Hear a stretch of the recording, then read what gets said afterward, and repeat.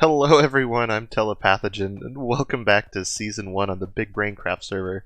It's been a while since our last episode, and we've been very busy. The Nether update is out, and we've been doing some cool Nether projects, and even got kitted out in some cool Netherite gear.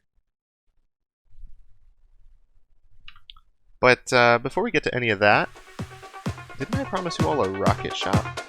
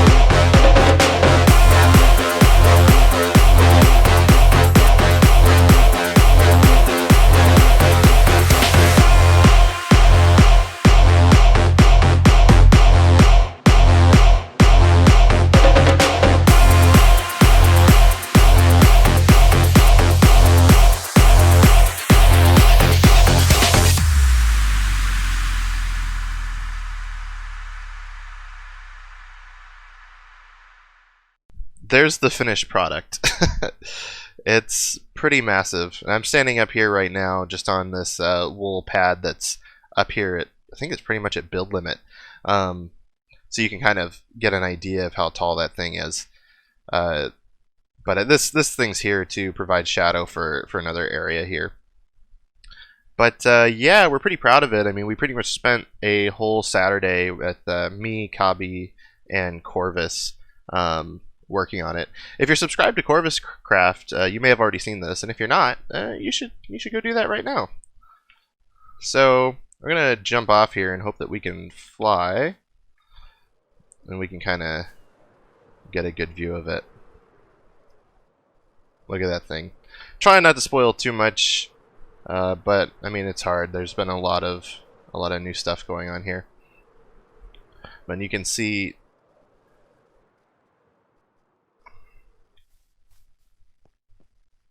Yeah, this goes all the way down to bedrock pretty much.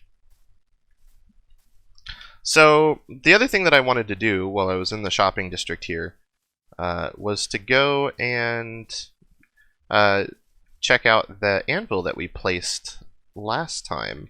So you might remember, if you watched the last episode, that as kind of a community project, we put some anvils down. And I think we've had to replace these a couple of times, so we've probably been through, I don't know, 4 anvils or so at this point. But we have a little donation box here. And so I figured we'd leave this kind of as a surprise for this episode and collect whatever donations we have.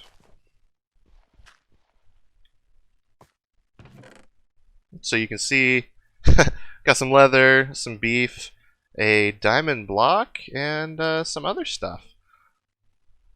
And we got a thanks from Amin and Mesh. That's nice.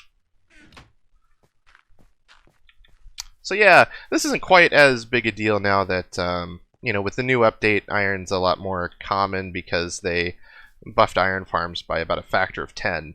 So the iron isn't quite as big a deal, but we'll probably leave this around. Kinda, I don't know if it's in the best location right now, but we might move it, but we'll probably keep it. So one more thing that was over here. Yes, here it is. So the Beacon Bits shop. And so this is a project, another Everest Enterprises project. You can kind of see it with the rocket in the background. That's pretty cool. But yeah, the idea is you mine a beacon and you replace it with a diamond block, which, I mean, 9 diamonds for a beacon, I'd say that's pretty reasonable. And we were able to do that with another farm that we finished a bit ago. And in order to do that one, we had to do another project that I've got a time lapse for.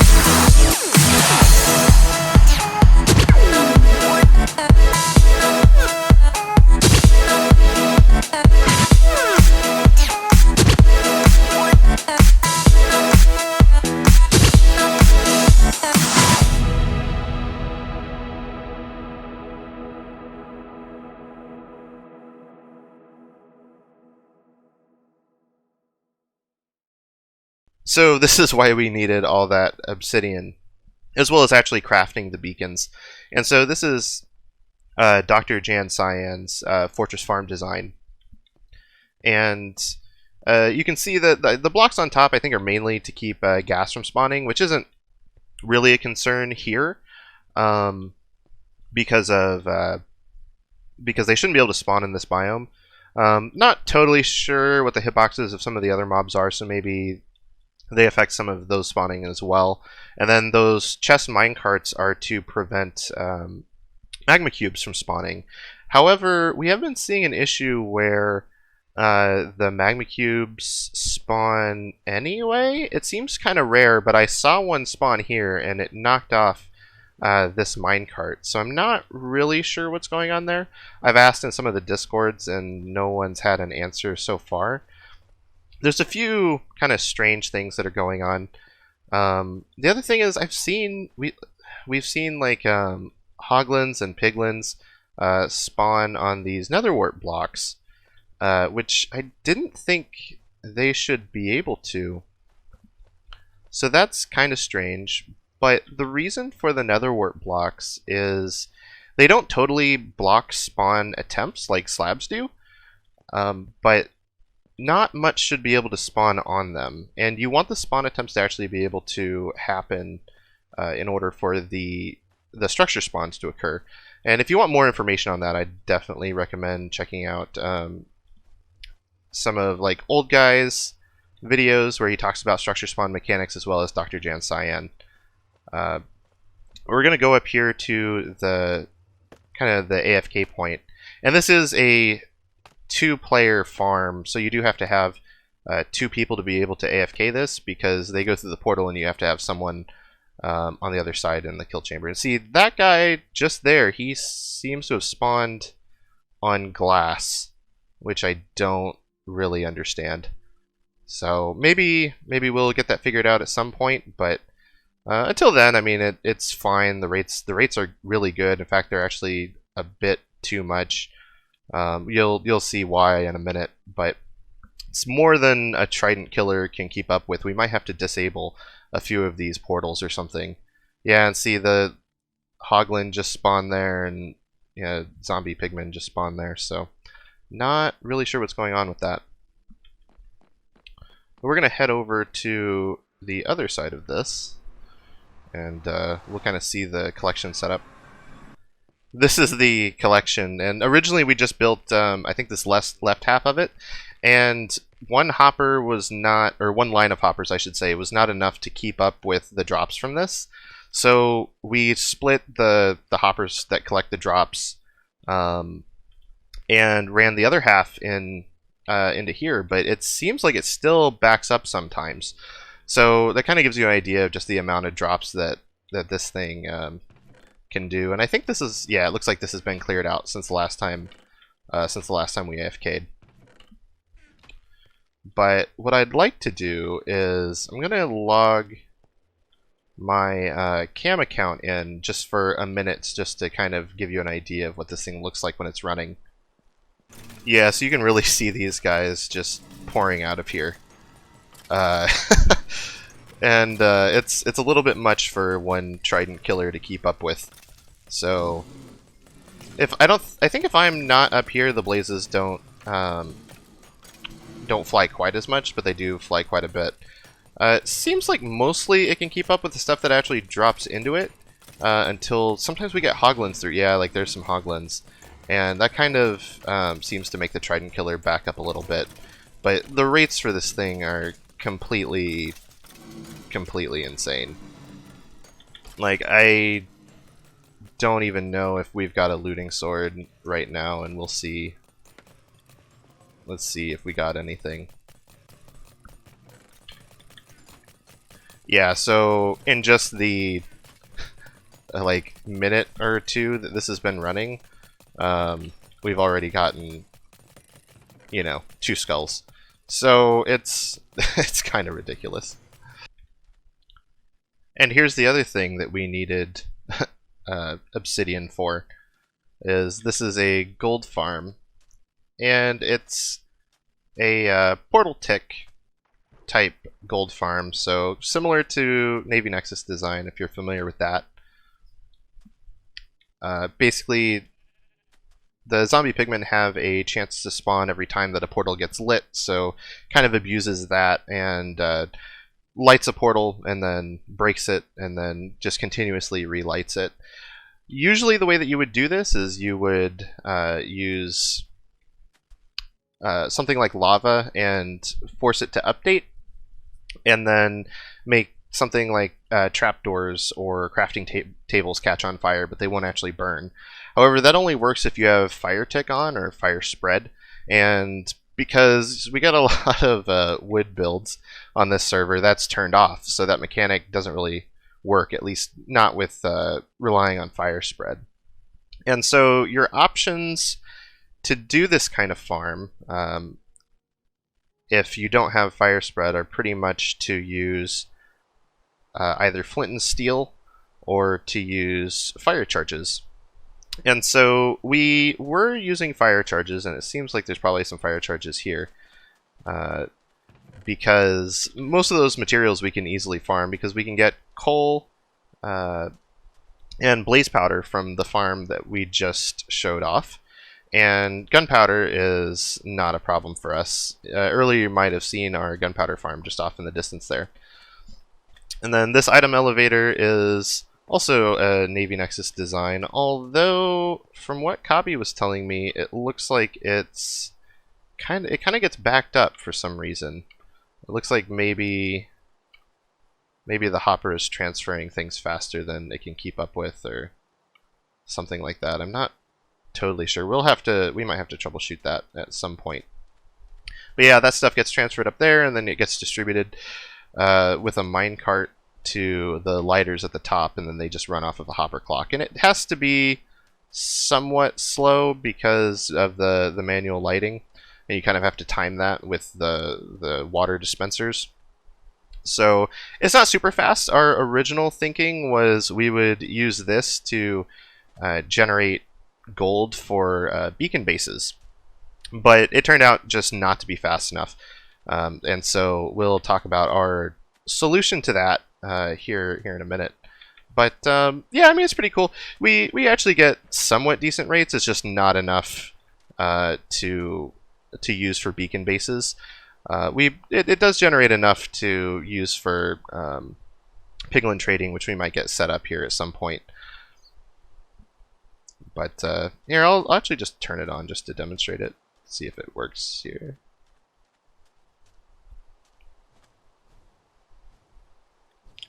Oh, I should make sure the Trident Killer's on too.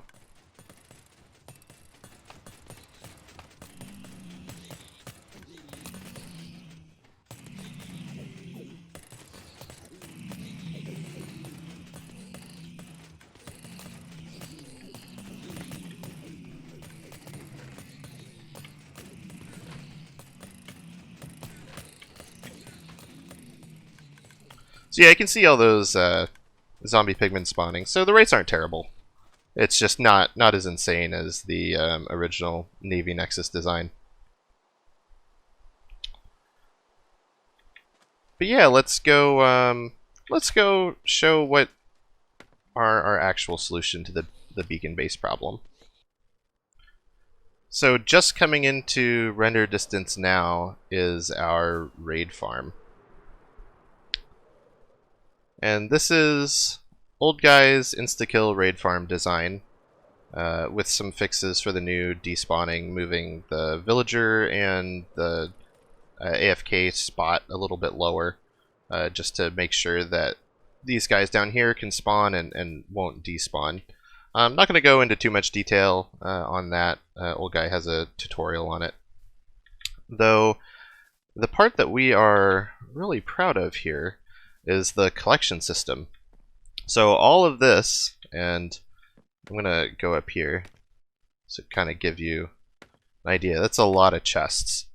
And so for anyone that's built one of these raid farms, one of the biggest challenges, I guess, is that there's a lot of unstackable stuff, and it's not all stuff that you really want to just throw away. There is a lot of junk, just junk iron armor, stuff like that. You get a lot of totems, which are really useful, but you know, after a couple double chests, you don't really need any more of them.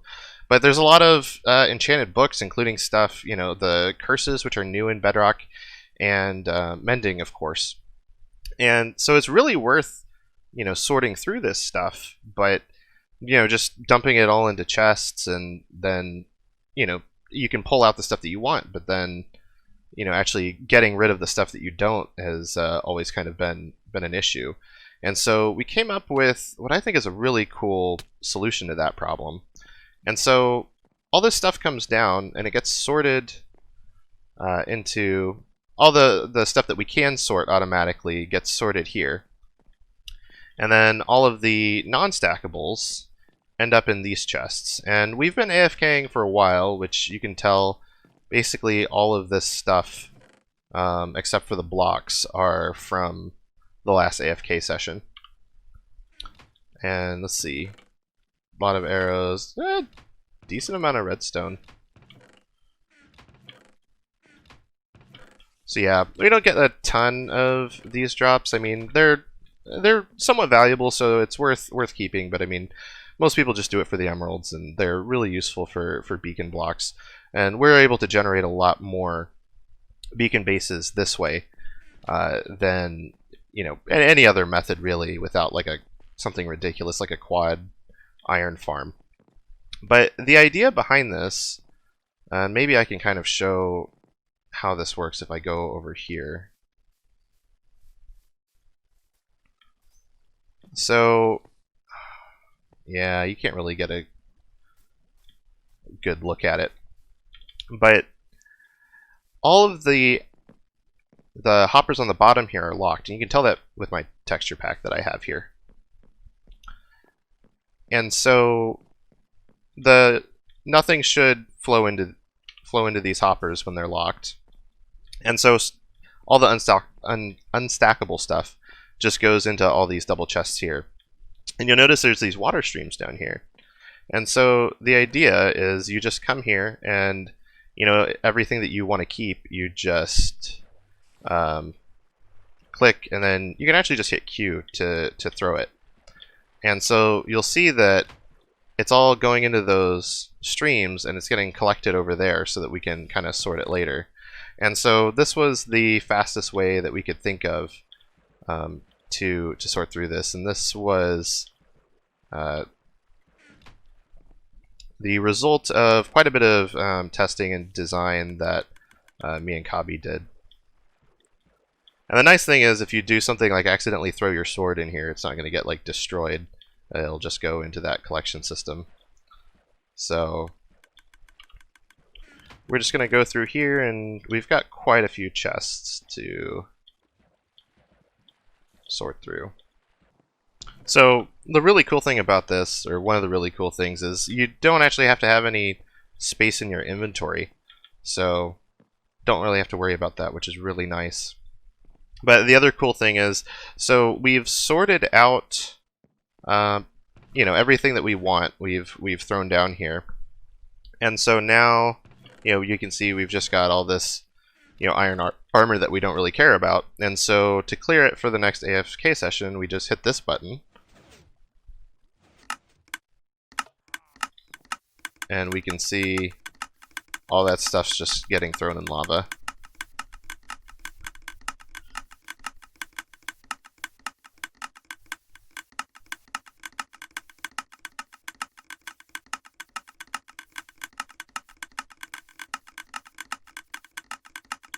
And while that's doing that,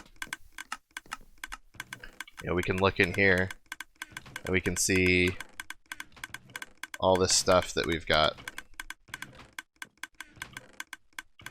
So 1, 2, 3, 4, 5, 6, 7. So like 9, a little bit over 8 double chests of totems and books. Probably a third of those are enchanted books, and quite a few mending and stuff in there. So really cool. And you know, and that's really just a just a side benefit from the main reason that we built it, which is all the emeralds. So yeah, we're super happy with this. So I think that wraps up our episode for today. Hope you guys had a good time and have been enjoying this. I know I've been enjoying making these videos, so hopefully there'll be a lot more to come. So stay tuned.